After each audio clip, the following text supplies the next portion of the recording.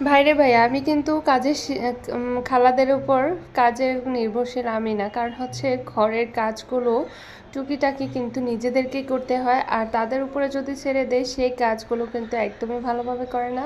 তো নিজের কাজ নিজে যেভাবে করি সেভাবে কিন্তু আর কেউ করবে না, যত টাকা দিয়ে রাখি বা কম টাকা দিয়ে রাখি। তো সেম হবে, বেশি আর কমের কিছু নেই। ঘরের কাজ, যার ঘর যতটা সুন্দর ততটাই কিন্তু সেই বাড়িয়ালি সুন্দর। আর ঘরের কাজগুলো যদি সুন্দর থাকে তাহলে কিন্তু কেউ আসলে ঘরকেও ভালো বলে, সুন্দর বলে।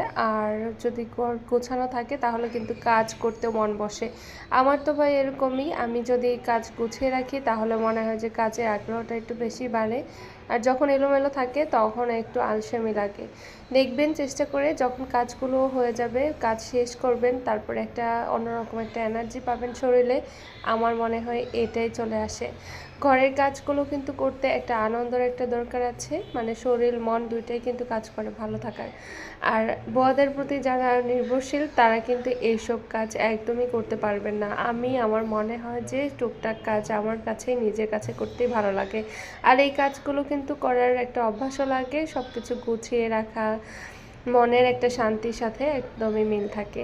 তো যাই হোক, আমার কিচেনের যেই নিচের অংশটা বেসিং না দিয়ে সেই জায়গাটাতে কিন্তু পাতিল রাখার জায়গা করে দিয়েছে।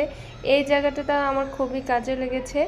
এই জায়গাটা আমার এত ভালো লেগেছে যে আমি বলে বোঝাতে পারবো না। আমি জিনিসগুলো খুব সুন্দর করে সাজিয়ে গুছিয়ে রাখতে পারি।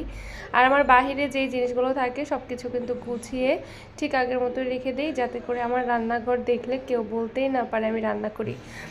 কেউ যদি আমার বাসায় আসে তখনই বলবে যে আমি কিভাবে কখন রান্না করে শেষ করে আবার সব কিছু আগের মতো গুছিয়ে রাখি। তো এইভাবে ট্রাই করি প্রতিদিনই কাজগুলো করে রাখার। আর এই কাজগুলো করতেই না আমার কাছে বেশ ভালো লাগে। আপনাদের কাছে কেমন লাগে অবশ্যই জানাবেন। আমার কিন্তু শুকনো থালা বাসনগুলো সব কিছু রাখা হয়ে গিয়েছে। ওগুলো না রাখলে কিন্তু আমি যে ধুয়ে রাখবো সেই জিনিসগুলো, তো এগুলো ভিজে কিন্তু আবারও ঠিক আগের মতো হয়ে যাবে।